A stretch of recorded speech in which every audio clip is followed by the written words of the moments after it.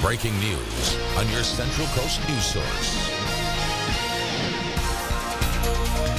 A 22-month-old boy is found safe after the car he was sleeping in is stolen. Thanks for being with us. I'm Spencer Washburn. And I'm Amanda Gomez. The car was also found tonight outside the Rite Aid on Williams Road. KION's Matt Sizemore has been following this story tonight for us and joins us live from the scene with details. Matt? Yeah, Spencer and Amanda, earlier tonight, this Rite Aid parking lot was filled with officers after they heard the stolen car and child were here. The 22-month-old boy was found safe and is now back with his parents. We were there for that emotional reunion. The search started at about 8 tonight after police say someone took off in the Honda Civic with the boy inside. Police say they were in the process of sending out a statewide Amber Alert when they got a call that someone found the child. We spoke with that Good Samaritan who says he took it upon himself to search for the stolen car. Decided, well, maybe I'll drive around the backside because if they're going to drop the car, there's, less people around to look in the backside. And I happened to drive past the white car and I looked in my mirror and saw the bright green rims. Backed up, looked at the license plate number. It was the same one that was on Facebook and blocked the car in and called the cops. Warden found out about the news through Facebook. Here at KION, we also sent out breaking news alerts and shared updates on our Facebook page. It took about 45 minutes to find the boy. Salinas police say they're amazed how fast the word got out and thankful. Not only law enforcement, but the general public saw the urgency. We certainly take this personally. It is a 22-month-old child, innocent child, and again, has no idea that this has taken place, but it certainly concerns all of us. So the process worked. Social media is amazing. That information was pushed out so much faster than we could have ever done years ago. On for maybe 2 minutes, which was enough time for the suspect to break into the locked car and hotwire it. Currently, there are no leads on whoever this suspect might be, but police will be checking surveillance video over the next few days. Live in Salinas, Matt Sizemore, KION, your Central Coast news source. Thankful that child was found safe. Thank you, Matt. Ballesteries on Monterey's old Fisherman's Wharf is being evicted after more than 50 years in business. The original lease, signed nearly 40 years ago, stated that when Ballesteries' lease was up, ownership of that building would go to the city. Over the past 2 years, Ballesteries had been paying month to month. That's about $4,000. And after almost a year of negotiations, the city says both parties could not agree on a new lease. When leases are up, that we want to get to market rate. That doesn't mean that it has to go from where it is today to market rate tomorrow. And we expressed interest, and the council expressed interest in taking some time and ramping up to market rate over a period of years. I mean, I think if anything bothers me the most, it's just the principle, the fact that the city has come in with a 30-day notice after my father has operated here since the late 50s. 3 generations for that family business, and today was their last day open. The fight continues against 2 major wildfires here in Monterey County. The Soledad fire remains 60% contained with nearly 94,000 acres burned. An illegal campfire started that fire on July 22nd. Containment is up on the Chimney fire. CAL FIRE says the 46,000-acre fire is now 87% contained. Firefighters hope to have it fully contained by September 3rd. Since the start of this year, more than 5,100 fires have burned, more than 446,000 acres in California, and we're not even in peak fire season yet. KION's Mariana Hicks explains the new concerns as we start a new month. Completely pink, I mean right down to the shoes, and I just looked up and I went, oh no, and boosh. Bill Birdsong recalls the small fire that burned dangerously close to his Monterey home on Tuesday. It's pretty scary. The smoke was overwhelming, and the fire was so close. I mean, within 30 feet, and it just took off. I mean, it was within an hour. It had burned this whole entire hill. Fire officials say a tree limb fell on power lines, which shorted the system and ignited nearby vegetation. The fire fire burned grass and vegetation as tall as I am. The fire also forced the closure of Holman Highway before it was controlled.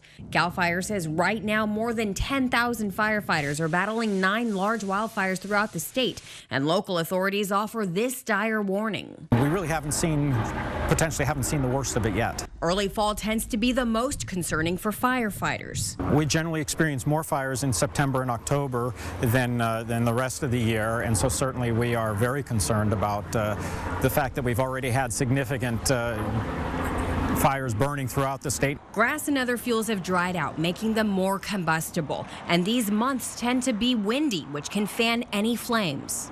It's not so much that the fires start more readily then, it's when they do start, they spread much more rapidly, and we see larger growth in fires, and so they are more significant. Until the threat winds down, fire officials are asking people to maintain defensible space and have an evacuation plan ready in case they have to evacuate. In Monterey, Mariana Hicks, KION, your Central Coast news source. And firefighters continue to make progress on several fires across our state. The Bogart fire in Riverside County, now 60% contained.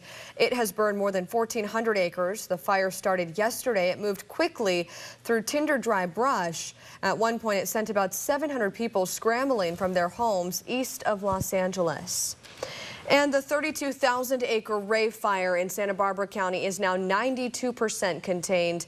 But firefighters there are dealing with a growing problem, drones. While the FAA issued a temporary flight restriction in the area to protect firefighter planes, crews say they've had 3 run-ins with drones. Donald Trump said all immigrants in the U.S. illegally will be subject to deportation and there will be no amnesty. He also said criminals will be the first to go. The speech followed a quick trip to Mexico, where he and the country's president have different interpretations of what was discussed. Craig Boswell has the latest. Donald Trump told supporters in Phoenix he will triple the number of deportation officers and there will be no amnesty for immigrants in the United States illegally. They will have one route and one route only: to return home and apply for re-entry like everybody else. The Republican candidate also gave specific details about his proposed wall. We will use the best technology, including above and below ground sensors. Earlier, Trump crossed the border to meet with Mexico's president. We didn't discuss payment of the wall.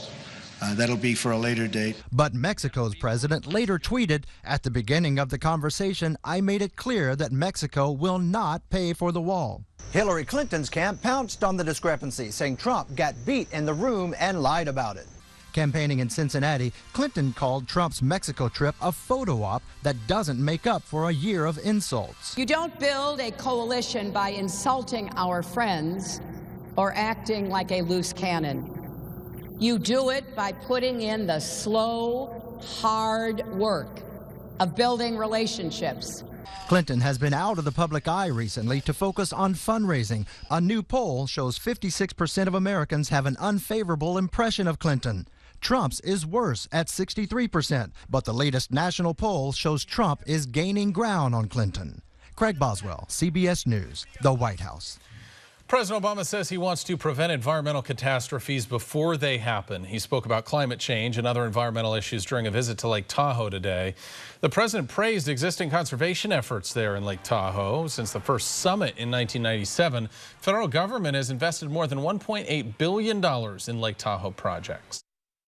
Just as this space is sacred to Native Americans, it should be sacred to all Americans.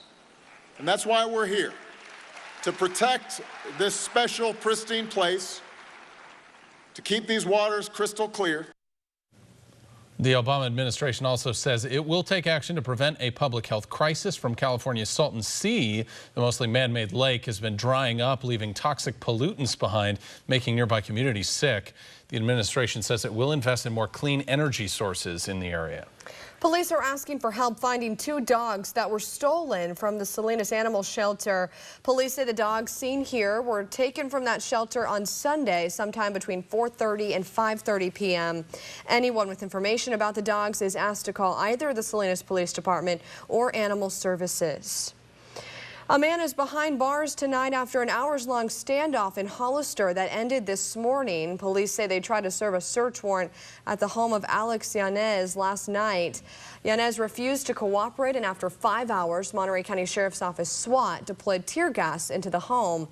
Eventually, he came out and was taken into custody.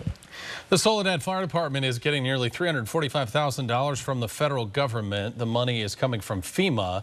It'll help the Soledad Fire Department buy some new equipment. Also, just this month, FEMA awarded the Monterey Fire Department with a $600,000 grant.